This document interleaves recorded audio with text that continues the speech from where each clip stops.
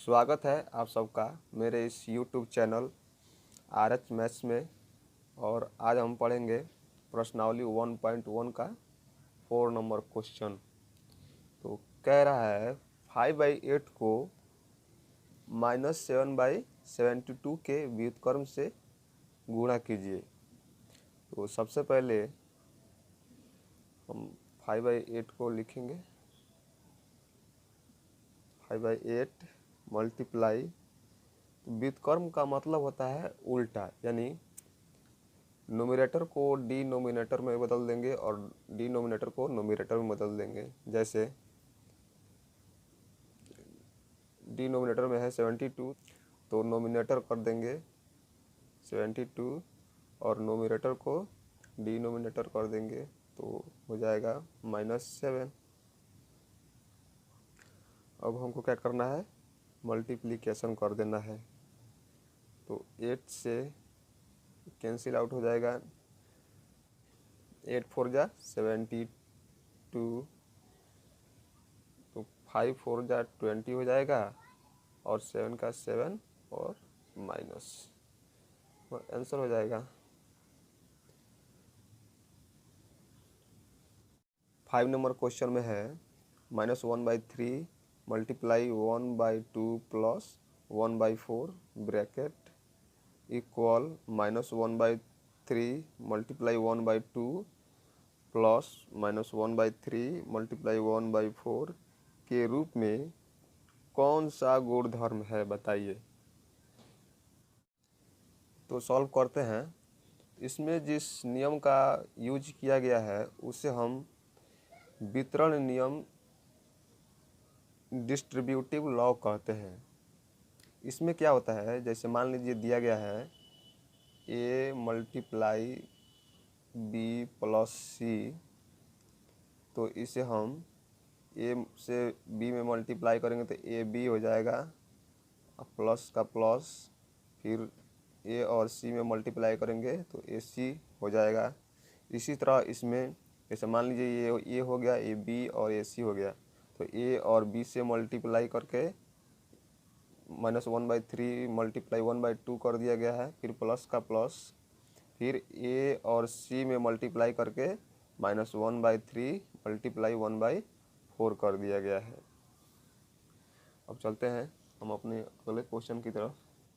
Question number 6 में है, क्या -1 पूर्णांक 1/8 का गुणात्मक प्रतिलोम 8/9 है?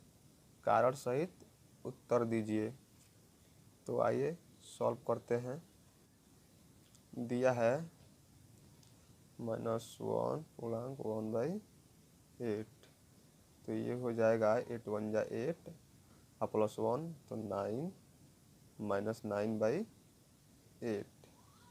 पूछ रहा है, क्वेश्चन में है क्या -1 पूर्णांक 1/8 का गुणात्मक प्रतिलोम 8/9 है। तो समझिए, गुणात्मक प्रतिलोम होने के लिए ये जो दोनों संख्याएं दी हुई है इनको मल्टीप्लाई करने पर इनका मल्टीप्लिकेशन 1 आना चाहिए। अगर 1 आता है तो गुणात्मक प्रतिलोम है, अगर नहीं आता है तो नहीं है। तो आइए देखते हैं।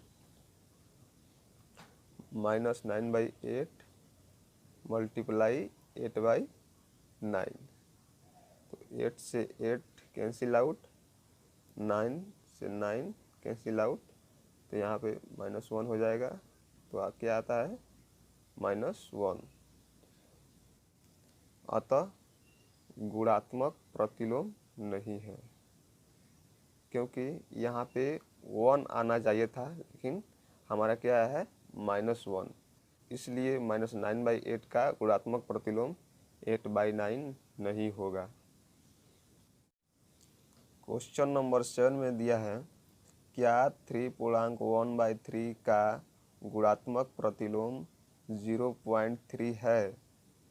क्यों अथवा क्यों नहीं, यानी है तो क्यों है और नहीं है तो क्यों नहीं है। तो चलिए देखते हैं। दिया है 3 पूर्णांक 1/3, इसको 3 3 9 +1 तो हो जाएगा 10/3। अब पूछ रहा है कि इसका गुणात्मक प्रतिलोम 0.3 है या नहीं। तो चलिए देखते हैं। तो हो जाएगा 10/3 मल्टीप्लाई 0.3, और इन दोनों का मल्टीप्लिकेशन 1 आ जाता है तो गुणात्मक प्रतिलोम है, और नहीं आता है कोई और अंक आ जाता है तो गुणात्मक प्रतिलोम नहीं है। तो देखते हैं। तो इस पॉइंट को हटाने के लिए डिनोमिनेटर में 1 लिखेंगे, और पॉइंट के बाद एक अंक है तो एक 0 लिखेंगे। तो हमारा 10 से 10 कैंसिल आउट हो जाएगा, और 3 से 3 कैंसिल आउट हो जाएगा, तो बच जाएगा 1। 1 आ रहा है तो हमारा गुणात्मक प्रतिलोम है, क्योंकि इन दोनों संख्याओं को मल्टीप्लाई करने पर मल्टीप्लिकेशन 1 आ रहा है। अब चलते हैं अगले क्वेश्चन की तरफ। क्वेश्चन नंबर 8 में है, निम्नलिखित को वितरण नियम की सहायता से हल कीजिए। पहला है -3/4 multiply bracket 2/3 plus -5/6।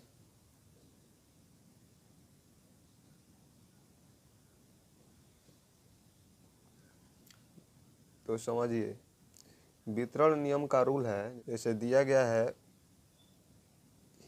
A multiply B plus C, तो उसको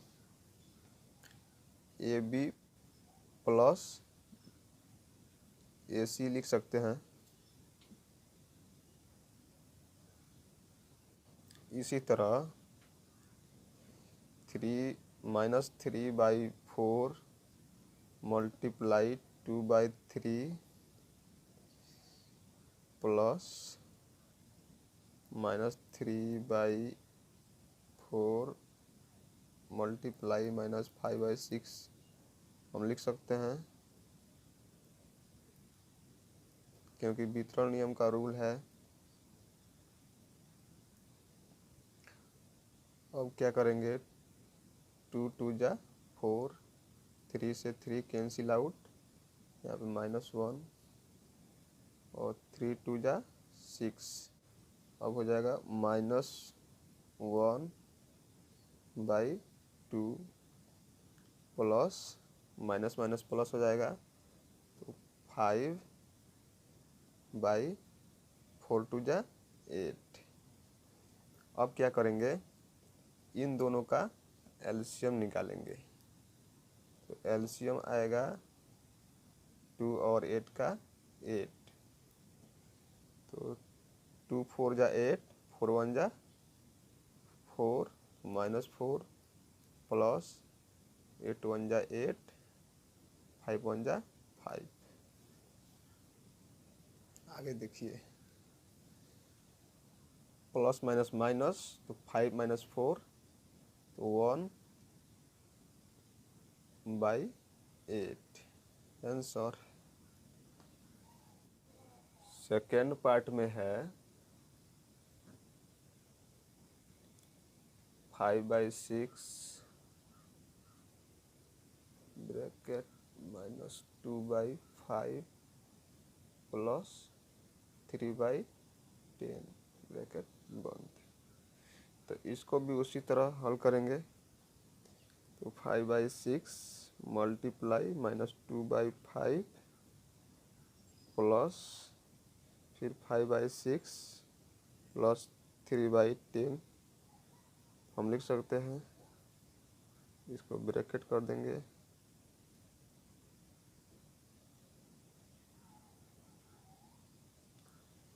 अब क्या करेंगे, 2 3 जा 6 हो जाएगा, ये 5 से 5 कैंसिल आउट हो जाएगा।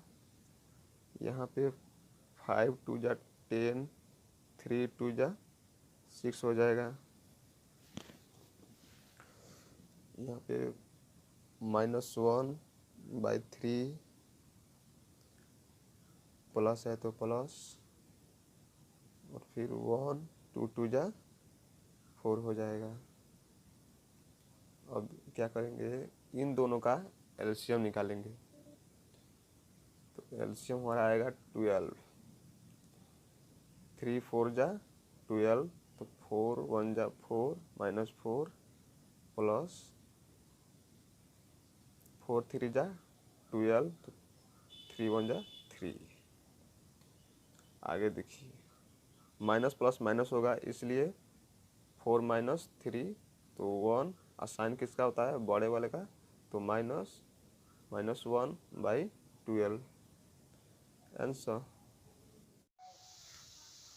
क्वेश्चन नंबर 9 में है, निम्नलिखित कॉलम अ को कॉलम ब से उचित नियम से मिलाएं।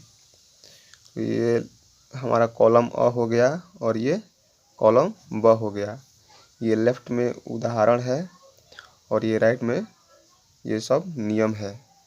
तो सबसे पहले हम इन सब नियमों को विस्तार से जानेंगे, उसके बाद से इन दोनों का मिलान करेंगे। तो आइए जानते हैं। ए में है योज्य तत्समक। तो योज्य तत्समक क्या होता है? किसी भी संख्या में शून्य जोड़ने पर उस संख्या में कोई परिवर्तन नहीं होता है। जैसे अगर 4 में हम शून्य ऐड करते हैं तो 4 ही होगा। इसी तरह 3/5 में हम शून्य ऐड करते हैं तो 3/5 का 3/5 ही होगा। इसी तरह आगे देखते हैं। अगला है गुणात्मक तत्समक। तो गुणात्मक तत्समक क्या होता है? तो किसी भी संख्या में 1 से गुणा करने पर उस संख्या में कोई परिवर्तन नहीं होता है। जैसे 7 × 1 तो 7 ही होगा। 1/2 में अगर 1 से मल्टीप्लाई करते हैं तो 1/2 ही होगा। सी है गुणा का साहचर्य नियम। तो समझते हैं कि गुणा का साहचर्य नियम क्या होता है। दिया है a × b × c, और a और b ब्रैकेट में है, तो इसको a × b × c और c और b को ब्रैकेट में कर दिया गया है। तो उदाहरण से समझते हैं। जैसे 2 × 3 × 4 है, तो 2 और 3 ब्रैकेट में है, तो इसको हम 2 × 3 × 4 और 3 और 4 को ब्रैकेट में कर देंगे। आइए जांच भी कर लेते हैं कि साहचर्य नियम सही है कि नहीं।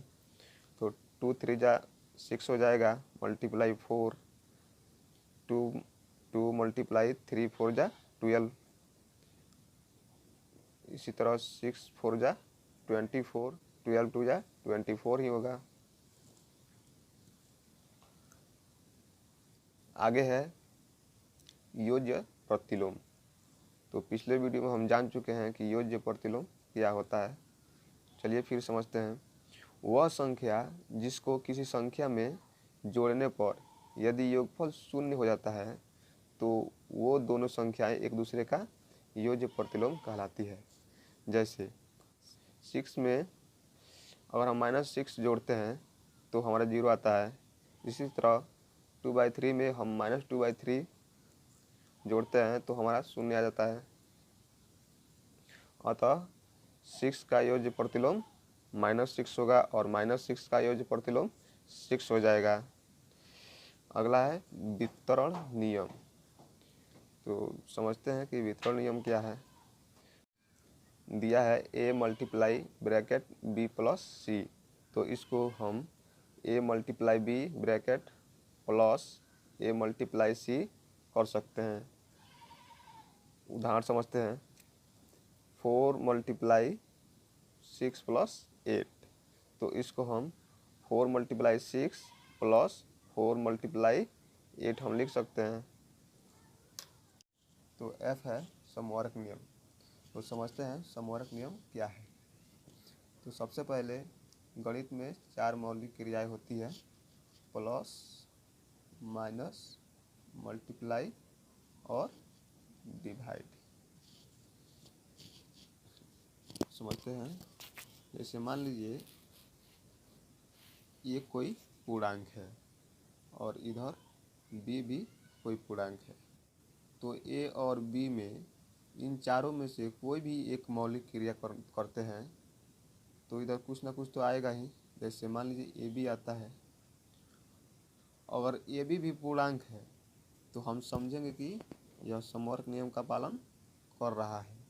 अगर ab पूर्णांक नहीं आता है, कोई और संख्या आ जाता है, जैसे परिमेय संख्या आ जाता है, तो हम समझेंगे कि यह समवर्ग नियम का पालन नहीं कर रहा है। तो आइए उदाहरण से समझते हैं। जैसे दिया है 3 दिया है, 3 ये भी कोई पूर्णांक है, और इधर 5 है, ये भी पूर्णांक ही है।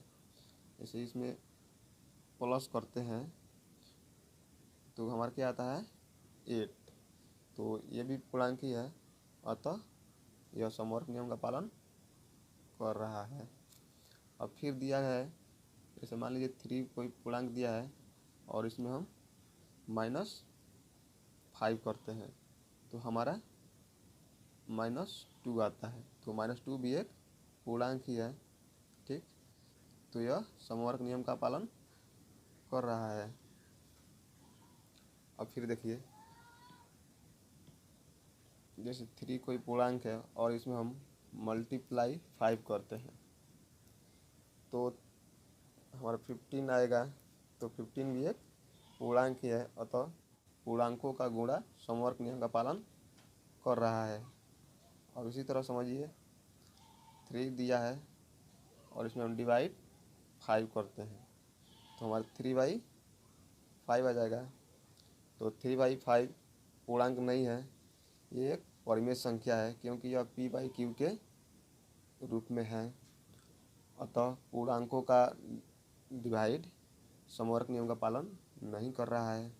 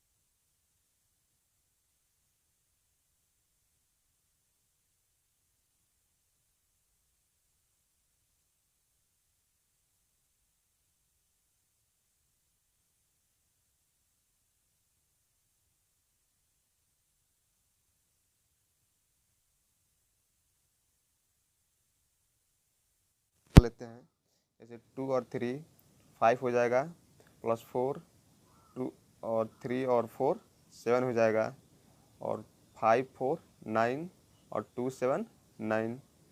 तो दोनों तरफ 9 आ रहा है, इसका मतलब योग का साहचर्य नियम सही है। अगला है गुणा का क्रम विनिमय नियम।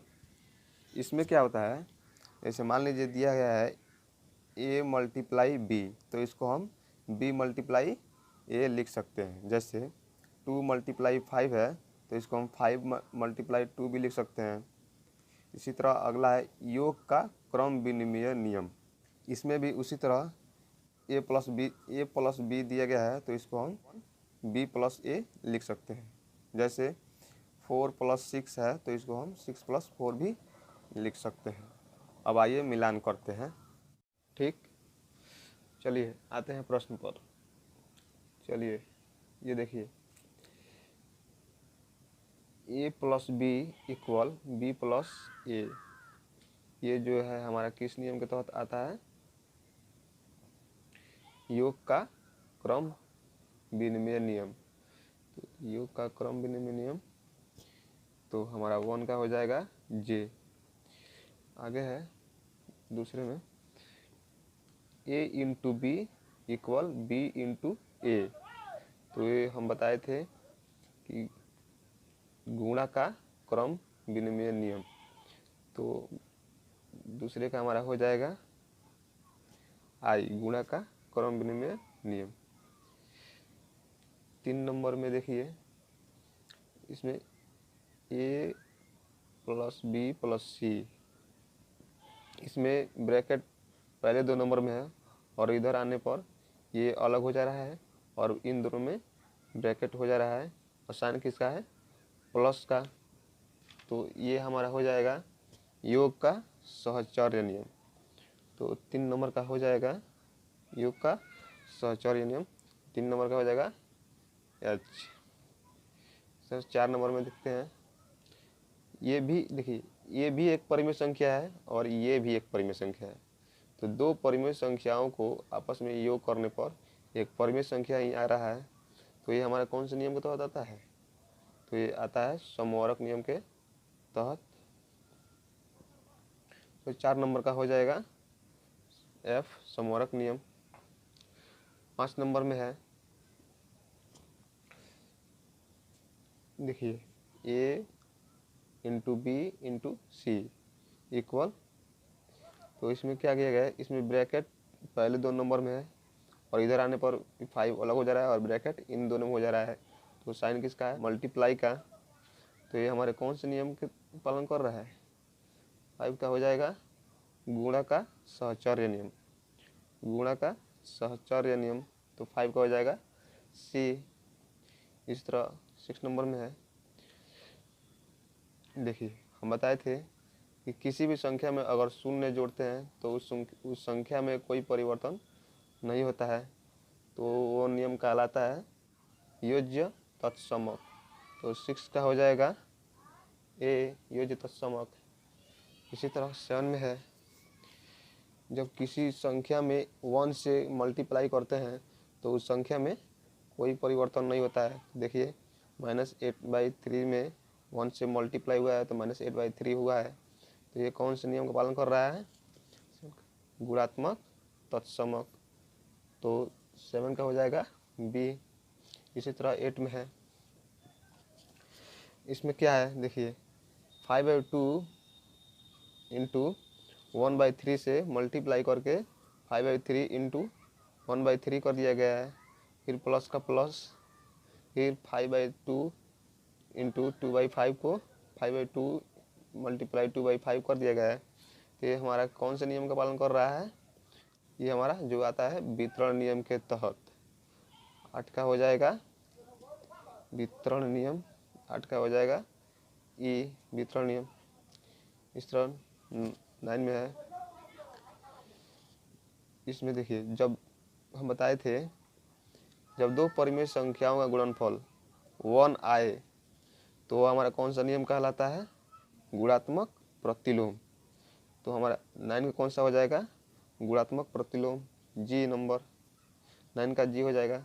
इसी तरह 10 में है, जब किसी भी 2 संख्याओं को आपस में योग करने पर योगफल 0 आए तो वो हमारा योज्य प्रतिलोम कहलाता है।